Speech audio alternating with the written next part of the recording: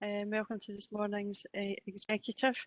Do we have any apologies? No, there are no apologies, Convener.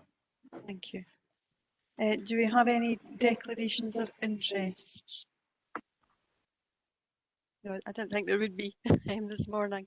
We have the minute of the meeting held on the 12th of January, pages 3 to 9. Are we happy to approve that as a true record of the previous executive? Agreed.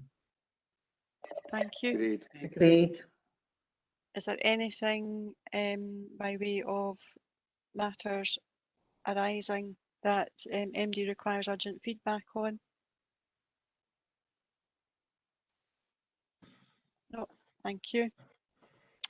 Item 4 is the rolling action log, and I'll just go to Colin Moody for any comment in relation to the action log. Yes, thank you, Convener. As usual, it's there to give information for members of the executive of any items that are planned or outstanding. There should be information on each of these in the comments column, but of course it's open for questions from any of the members on those comments. Thank you, Colin. Is there any questions related to the action log? Councillor Kerr. Councillor Kerr? Thanks, Convener. I think it's Douglas on page 11, the woodland management plan. Can we get an insight into where these areas are? Not today, but at a later date, so we know where where we're planning to do this, if that's possible, Convener. Through you, Convener, happy to get a note of update on the work that's taking place and the sites that are being targeted, so we can get that sent across to Councillor Kerr. Okay, thank you for that. Douglas, any other member in relation to the action log? No, thank you. Okay, we move on to the item for discussion on today's agenda is the local government settlement and Scottish local government budget 21-22, and I'll go to Mr. Snail to give us the overview of the report. Thank you, Mr. Snail. Thank you, and good morning all. This is a report that we normally put forward at this time of year as a helpful precursor to the consideration of the actual budget itself, which we will do shortly. It's based on the draft Scottish Government budget and related local government settlement, and the operative word there is draft.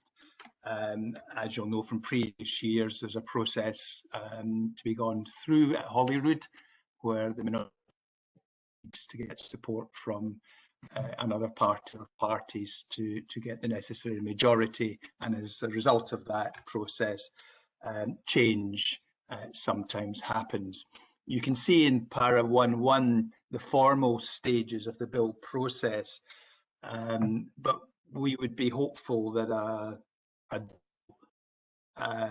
will be capable of being announced well before certainly the latter dates there in March. But as I say, that's the formal bill stages that the Parliament will go through. So just starting with the background section, a couple of points to note there.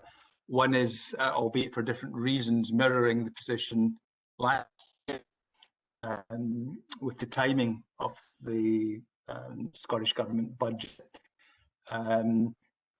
Unsurprisingly, given the uncertainty of the public finances, it's a one-year settlement. And we append a copy of some standard settlement, draft settlement letter to the report. The grant, as you know, is the biggest variable in the budget mix, and the uncertainty this year is compounded by the injection of the fiscal flexibility capacity, more of which is said later in the paper, so we'll come back to that. In section 4, just by way of the broader canvas, the paper sets out the fiscal framework that determines the broader economic picture in Scotland and the interface with the rest of the UK.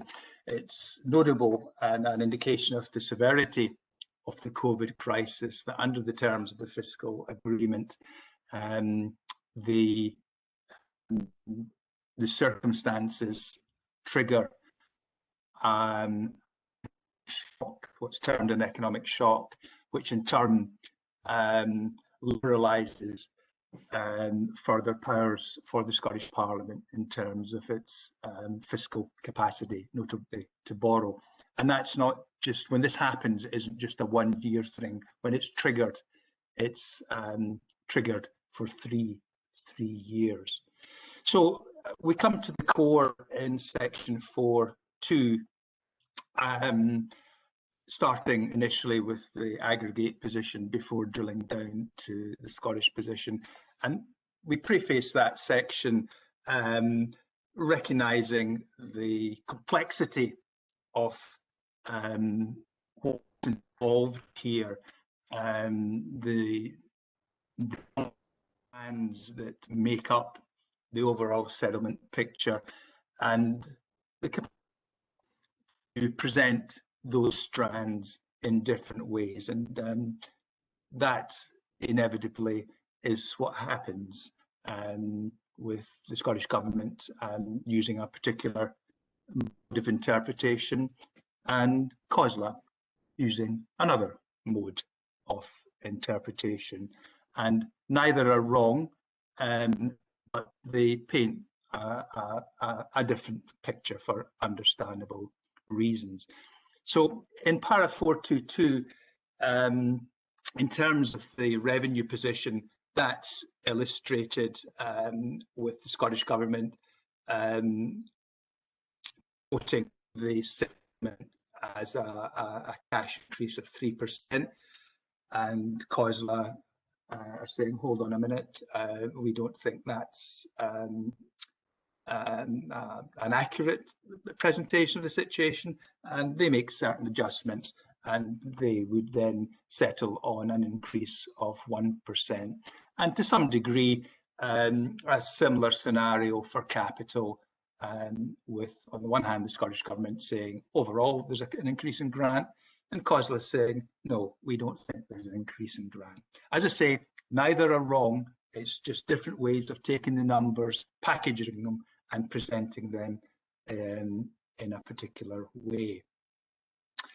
Para 423, just harking back to the comment I made earlier about the attached settlement letter from the Cabinet Secretary. There are our familiar friends that appear, and you can see in the bullets the main elements there. The new one, the second bullet there, is the funding to freeze council tax, which is a significant development.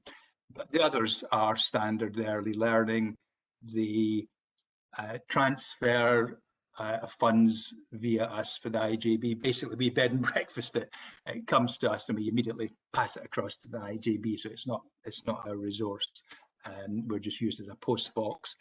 And again, at the national level, the maintenance of the pupil-teacher ratio and provision of places for all probationers.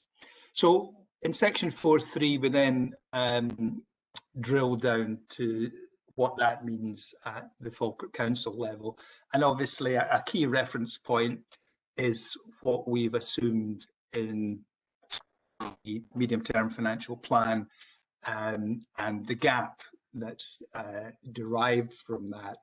So overall, there's an increase in grant of 3.25 million, but 2 million of that is, as I said, simply passed across to the IJB. So that was 750 000 lower in terms of the core grant than what we assumed. But we have, as the report notes, a surprisingly generous COVID grant of 7.5 million. And I say surprising because when the Chancellor announced his November statement, there's a very marked reduction in the support for COVID in its grant coming across to the Scottish Government. And that was clearly predicated on expectations of a radically on the back of the introduction of the vaccines. So our assumptions was that that would be mirrored more or less by the Scottish Government. But in fact, a significant additional block of grant COVID has been awarded, and albeit the distribution hasn't formally been announced, because we know the formula that will be used, we can be pretty accurate in our assessment of what that means in cash terms, and that sum is 7.5 million. So there is then, as that para 431 notes, an interplay with the fiscal flexibilities in that they're both for the purpose of grant. So if the deemed cost and impact from COVID is covered by grant for that purpose, then you have less need to draw on the fiscal flexibility. So there's essentially an element of displacement there that comes in. Para 432, an interesting and small wild card, one may say, additional allocation of grant for Grangemouth flood defences, which we didn't really have anything of a heads up on. That's earmarked for that particular project, but it won't be capable of being deployed. And further implication of that, which is more technical than anything else, but just to keep you fully informed, I'll mention it, is because of that project, and because that project won't spend anywhere near that in the forthcoming financial year, the question was to the Scottish Government, well, can we carry that forward to when the spend will? And the answer comes back, no. So we need to handle that is we'll use that grant for other capital purposes, and later on when the actual spend comes through, we'll substitute borrowing. So it's just a reshuffling of the pack behind the scenes between borrowing and grant to deal with the rules. It will just have an impact on loan charges, which will feed through to the medium-term financial plan assumptions. But again, we're capturing that, so that will be properly reflected. Section 4.4 just gives you some headlines on the non-domestic rates, and probably the main one is the national rate poundage, which has been set back to the previous year level and should result in being the lowest in the UK. And to round things off, in section 4.5, a couple of points to pick up on. First one is our old friend, these fiscal flexibilities. We still don't know, particularly for the EPP NPDO one, we still don't know mid-February how that's to be handled. There was a correspondence yesterday from COSLA confirming that. Apparently, the matter is before the Local Government and Communities Committee on Thursday, and thereafter it apparently goes to the floor of the House, Holyrood, for a vote. So that's still chundering on. But we know enough to know how we can handle it in a balanced budget position. The second para under that heading 452, just for context, gives you the Scottish Government stance on pay for the next financial year. That reflects the position for their own staff, but its significance is that it traditionally acts as something of a benchmark or barometer for wider public sector pay. But these are subject to separate negotiations with trade unions, as of yet unresolved, and probably be some time into the new financial year when typically agreement is reached. The uncertainties have led to the deferment of the budget meeting from the February date until 3rd of March to allow more scope or more opportunity for the position to crystallise. But that's as far as we can reasonably put the budget meeting back, because of the imperative of having to manage the billing of council tax, which any time after that date becomes problematic. So we have created as much headroom as we reasonably can with that change in the date. And the last paragraph there just recognises the opportunity ahead of the budget meeting to formally set out all the savings options across our service areas that effectively act as a menu for members to decide what service savings they are prepared to take to achieve the requirement of a balanced budget. And it's worth emphasising here, no decisions have been taken yet and will not be done so until the budget meeting. This is merely a menu of savings options for consideration that members will select from. If we can just jump back to the front end of the report, convener, and the two recommendations which you can see set out there before you. I won't repeat them. So I'll stop there.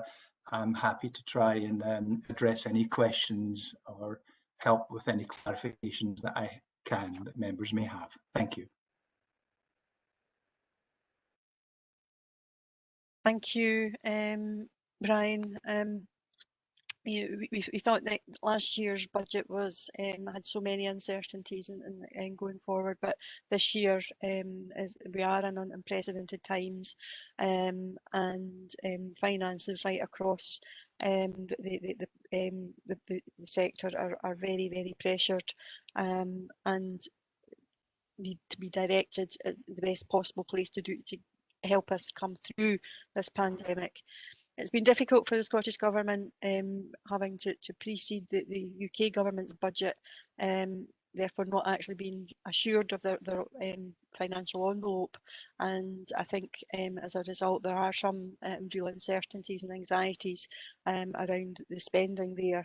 Having the ability of the economic shock flexibility has assisted Scottish Government to be able to come forward with funding. And it's something that they've been asking for, to have those fiscal flexibilities for some time. And the fact that this is now triggered for at least 3 years, recognising that it is going to take till 2024 to actually come through the difficult times that we're in. So I think while there will be a lot of political spin, I suspect, around the budget, and in the way that people will interpret it. We have to recognise that how challenging it has been, and we really just need to look to use all the levers that we have within the council to come up with the best possible options to our citizens and setting our budget. Remembering that we are still in the middle of dealing with a pandemic and responding to the pandemic. And I do believe, as Mr. Smale said, there will be further negotiations ongoing, even until Scottish Government's budget goes in front of Parliament. But also as the UK spending review goes ahead, and the potential for further Barnett consequentials to come, if what's to be believed is it's likely to happen to local government south of the border, then there's potential there for further funding to come to local government, depending on Scottish Government's priorities after the elections. And that will be later in the year. So I think what we have in front of us is a position statement of where we are. We have best estimates in front of us of what we have to work with. There will be some probably flexibility around the periphery. That will happen through the budget setting process. But I think it gives members the best possible information that we have at this time to be able to look to set our budget and to give consideration to the options in front of us. So I thank Brian for bringing forward the report. I know how challenging it's been over the last few months to get us to this point, and we've got a wee bit to go before we actually have our budget papers out, and then actually be able to have some of the discussions that we have, and I hope we can have constructive discussions. I hope that both the leaders of the Conservative and the Labour group are willing to sit down and have a discussion, because it would be very prudent at this time to look at trying to reach an agreement and a consensus as a way forward, because we've got a lot of work to do, and we would be better getting on with the work out there than arguing amongst ourselves. So I thank Mr. Smale for the report, and I'm happy to move the recommendations in the report. Councillor Bowes. Thank you, Convener. Can I formally second and reserve the right to come back in? Yeah, thank you. Okay, I'll open up for any questions for Mr. Smale at this time. Councillor Bissett. Thanks, Convener. I certainly have no doubt there'll be political spin around this, as there usually is. I just wanted to ask, why can't we push the budget back to actually know what the Scottish Government budget is, rather than kind of having to create a budget, second guess it, and then have to change the budget once we finally know. I know Brian's suggesting that we might know before the 8th or the 9th what the Scottish Government budget is, but we don't.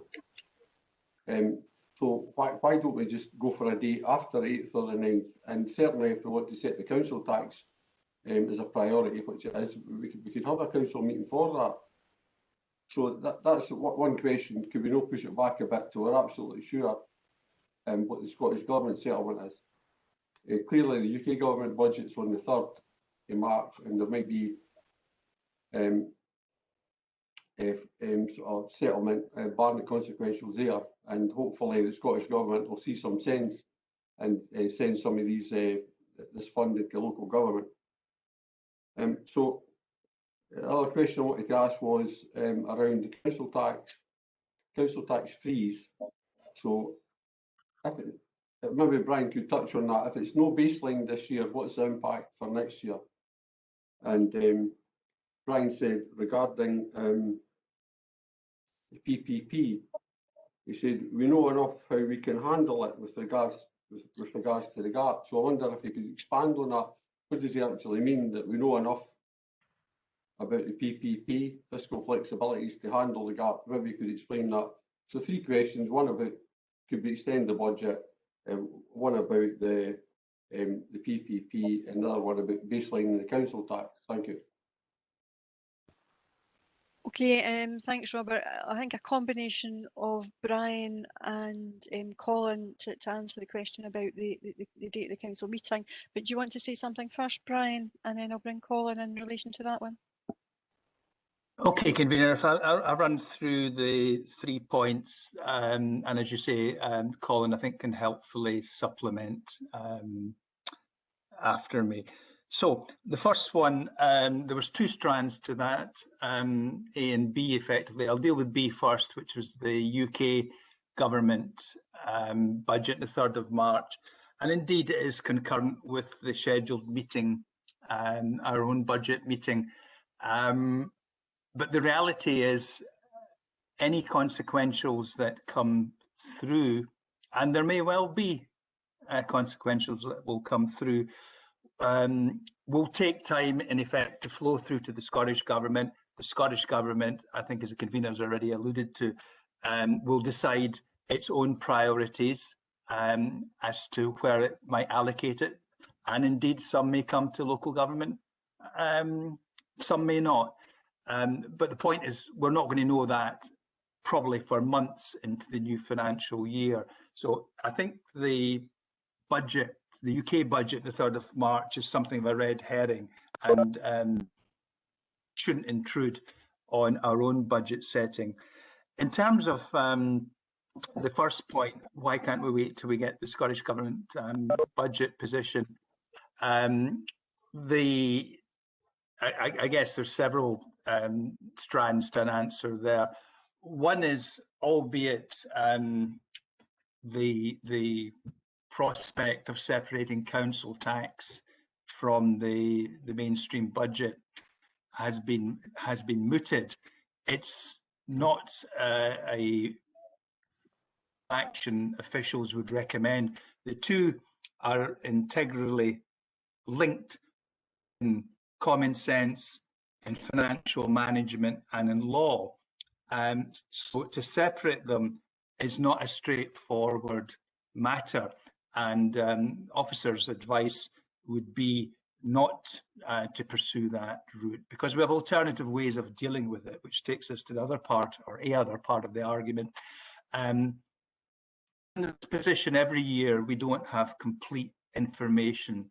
And as we did last year, the budget report can be positioned to deal with any uncertainties that remain thereafter. So we have the wherewithal, as we've done in the past, to navigate a way forward successfully and leave ourselves wriggle room to deal with the uncertainties. As has been noted, Colin will be well capable of supplementing what I've said there. The second point was on council tax freeze and the baselining issue.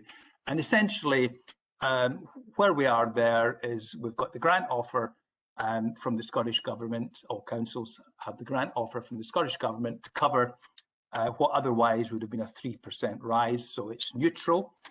It is the proverbial free lunch.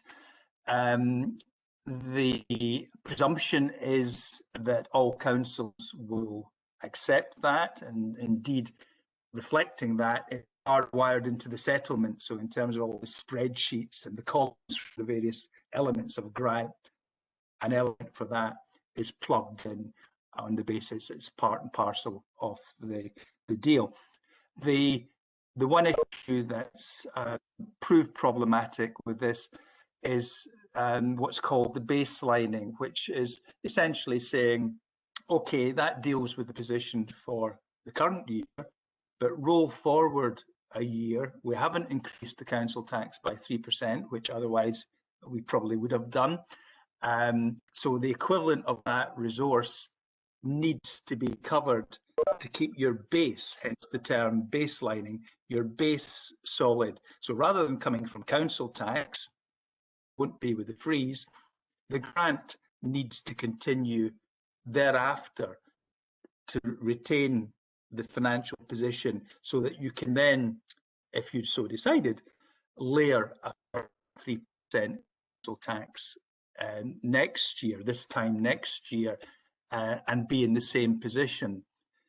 The British Government have acknowledged the issue, but have said, we are not going to answer that question now.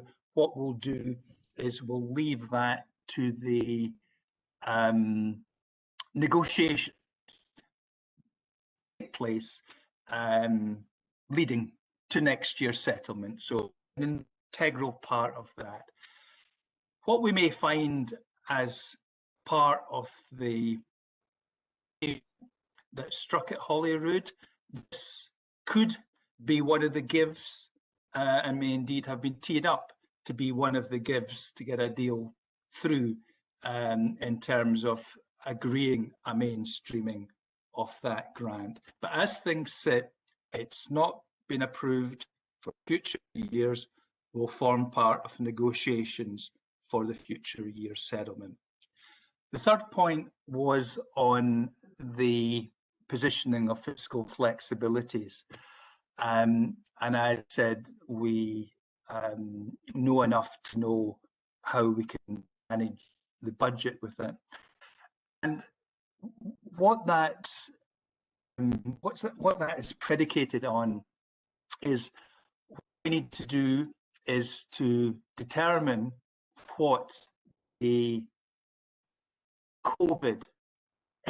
estimated COVID next year is on our finances, which was a combination of added expenditure, cleaning, PPP, and the rest, and also projected loss income. And we can then use a mix of fiscal flexibilities to be able to deal with that. And albeit we don't have a complete picture, we're confident that we know enough from the three fiscal flexibilities that would allow us to draw on, as appropriate, those three elements to cover the position. So that can be plugged into the equation in the gap statement to close the gap. So we in summary, we know how we can play the fiscal flexibilities. It's worth mentioning there, and the report touches on it, pick it up particularly in my narrative speaking to the report. The one big uncertainty is the treatment on the NGO deal, the 24 million cash injection we put into that project, which was probably unique, certainly in terms of its scale. And because we don't know the rules, the guidance, the regulations as to how that particular fiscal flexibility is going to be dealt with, we don't know how that is going to be treated.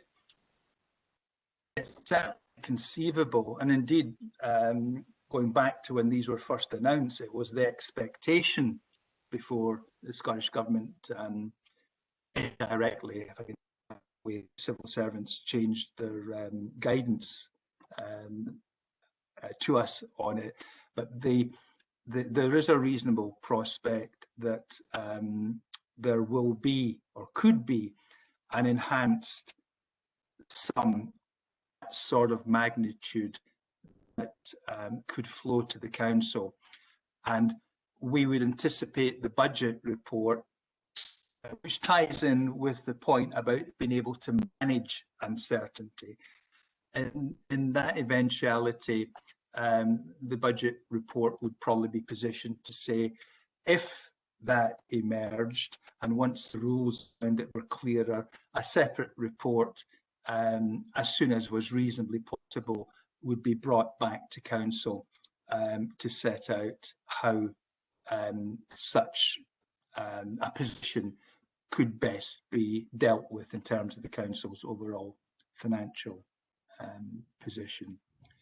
So I'll stop there, and perhaps, convener, you might want to allow Mr. Moody to come in to give his view on the timing issue. Okay, thank you. I'll bring in Colin in relation to the timing of the council meeting. Yes, thank you, convener. I think I can be brief because I think Brian has covered off the issue well. This is a set of circumstances where the common sense, financial and legal considerations do align well. And the provision in the Act, I think, is clear that it anticipates that where a local authority is fixing a council tax, it does it on the basis of the estimate of its expenditure and its income. So effectively at the point where it's fixing its budget. And I think council should not depart from that position set out in the statute unless there are fairly exceptional circumstances or there isn't another way of dealing with the matter. So broadly, I think we ought to sustain the position of joining the council tax with the budget to comply with that particular provision as best we can. I also think that we've got a legal obligation to set our budget by the 12th of March. I'll just ask that be confirmed. The obligation is to fix the council tax by the 11th of March, and aligning in what I said just before, the two come together effectively to create the obligation to fix a budget. Okay, thank you. Okay, Councillor Kerr. Thanks, convener.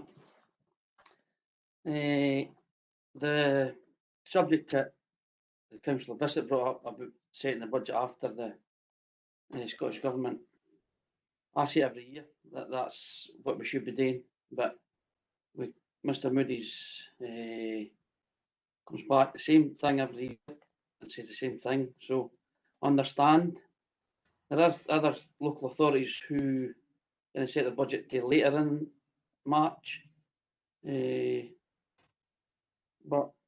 if that's what it is, that's what it is. Anyway, convener, it is a challenged budget and no one likes to make cuts. Just a pity that the vast amount of the core grant is ring fenced. Can I just ask Mr Smale, on page 18 regarding the IJB, it says this: with an additional 100 million transferred from the health portfolio in 21 and a further 72.6 to be transferred to councils for onward transmission to the IJBs. This restricts the saving the councils can take from the IJB. We, in our budget gap, we've asked the IJB to make a saving of 3,090,000. Will that affect their ability to bring these savings forward? Thank you for that. Yeah, I mean, there are certain rules underpinning that looks to protect the IJB's position. So we are fettered in the amount that we could seek from the IJB in savings, but the figure, the 3 million you mentioned, is within the bounds of the parameters that were allowed. And I think it's also worth mentioning with the IJB that much of what by way of savings flows in effect from a win-win situation of impressive transformation, which yields both the welcome cash savings that we need, but also better outcomes for the client base as well. So it's a very good example of what we as a council overall are trying to achieve as part of our powerful transformation agenda. So the IJB, I think, is a very good news story in that regard. Thank you, Mr Smale. Thanks, convener.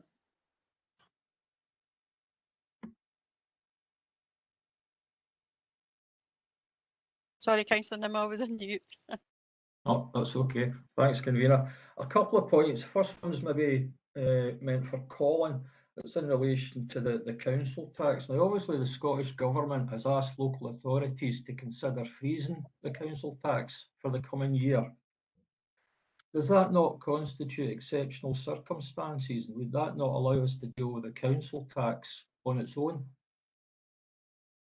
That's my first question, convener. I don't know if Colin wants to answer that first before I go on. Colin? No, I think is the short answer to that. I think the fact of the freeze doesn't prevent the council making the consideration of its estimate of expenditure and income to allow it to make a budget at the same time. I think what would come closer to that would be the materiality of any information that wasn't available to an authority at the time to allow it to make a reasoned decision. So I'm not saying it's a completely closed door on that, but the starting point should still be that the two align together, and that's what the statutory provision is clear on. Okay, thanks for that, Colin. The next question is maybe best for Brian to pick up on, and it was in relation to his comments regarding the Grangemouth flood protection and the additional money that the Scottish Government was going to be making available. Now, obviously, Brian, you said that this money wouldn't be able to be spent within the time span that was put down by the Scottish Government. Does that mean that Falkirk Council is going to be out of pocket? Because you did mention the fact that we would possibly have to borrow against this.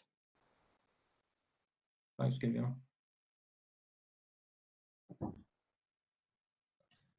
With your permission, convener, if I just pick that point up, the short answer is no. All we're doing is substituting borrowing and grant at different points in time, and it all evens out. So there's no adverse impact. It's just basically how we play our hand, consistent with the rules. But I can assure you, there's no negative impact. Thanks, Brian. Thanks, convener. Okay. Any other member? Councillor Reid? Yes, thank you, convener. I think it would be churlish not to admit that Miss Forbes was faced with a monumental task this year to come across with a budget. Just one or two questions. The pay increase which is scheduled for central government staff, if the negotiations led to a similar increase in local government pay, what would be the effect on the council budget?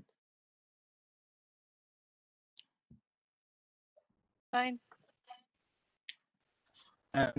We've modelled that through with colleagues in HR, and we come out with an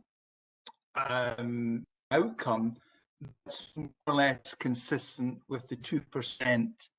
The overall 2% we've assumed in the budget gap. So if our pay, and it is an if, our pay negotiations concluded on something similar to that, it would align with what we've built into the budget. And I state the obvious, if it proved to be more than that, then it would create pressure on our finances in the forthcoming financial year, because as you know, pay is something in the order of 60% of our overall costs. Thanks. A very simple question next. The gap before the budget was 23 million. What is it now?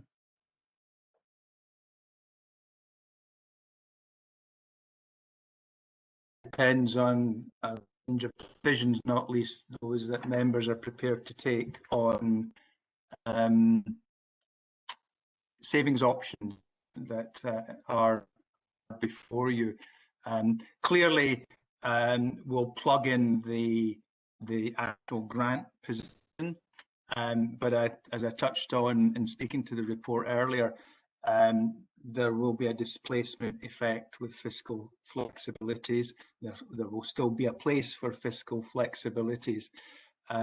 So Each group has its own position with the GAP statement reflecting both the generic element cut right across and their own positions reflecting decisions they are minded to make. So happy to have further dialogue with each of the groups as we've been doing hitherto to explore how we a balanced budget position. Yes, but what is the starting point of the GAP? The starting point remains as it was, 23 million plus the 1 million for Council of the Future, 24 million. And then we had the application of the fiscal flexibilities.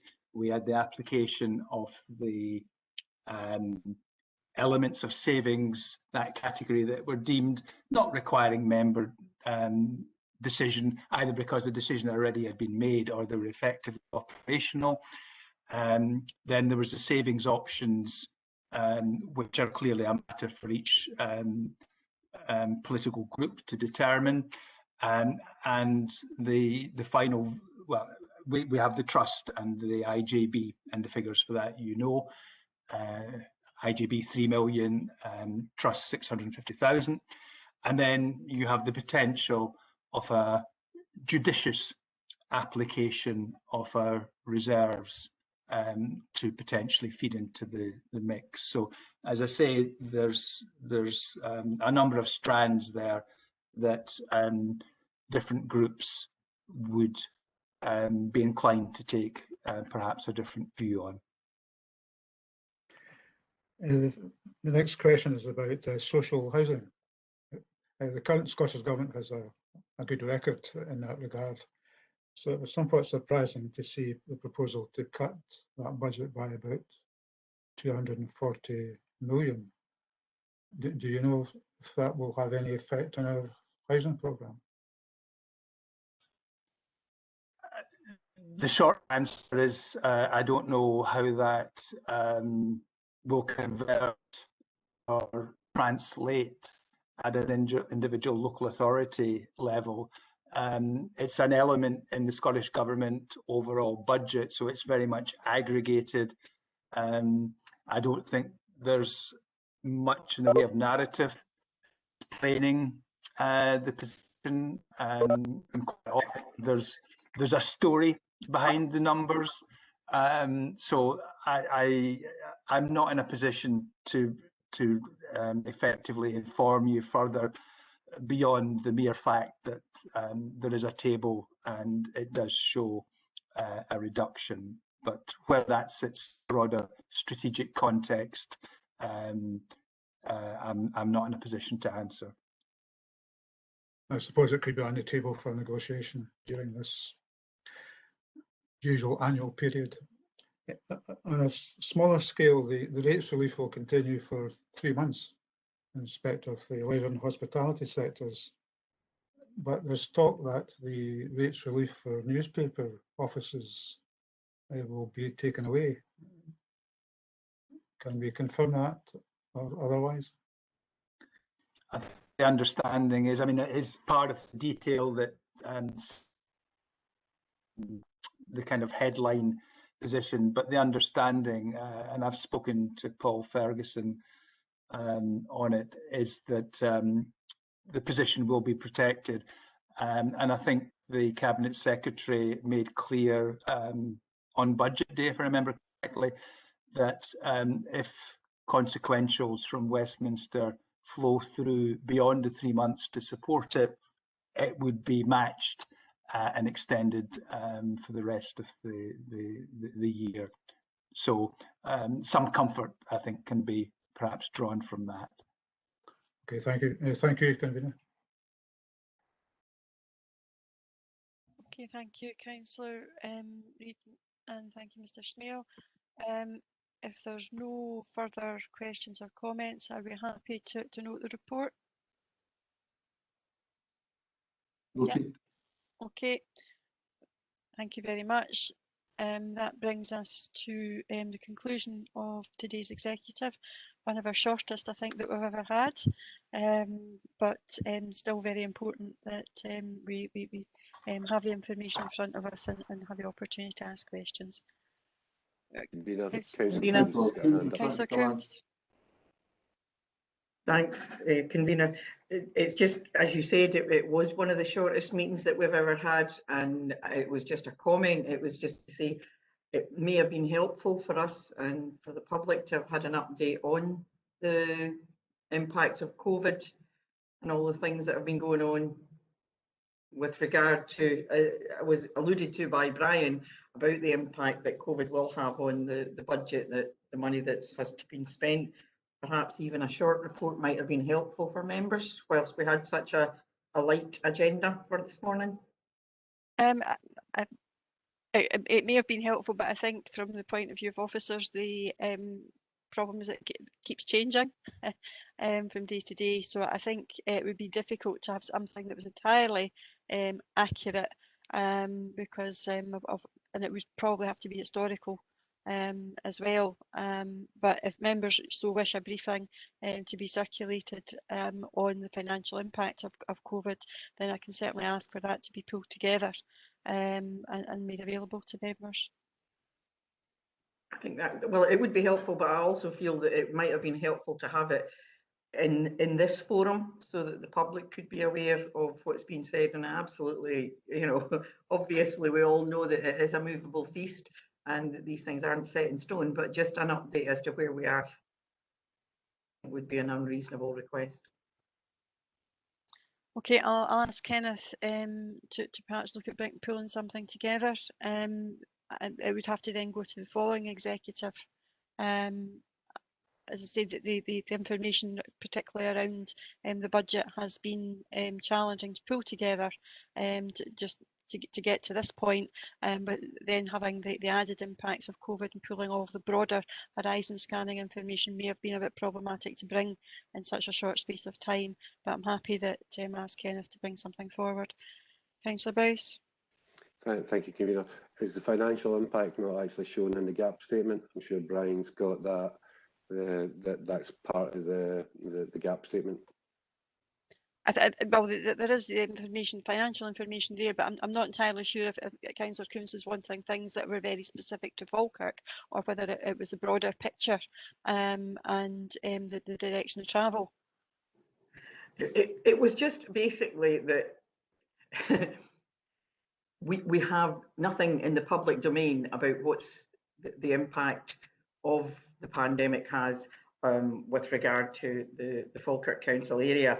And just one tiny little final comment, Brian was saying about the council tax fees being a bit of a free lunch. Personally, I think it's more like getting your hands tied behind your back. The Scottish Government are telling us where we'll spend our money yet again. Thank you.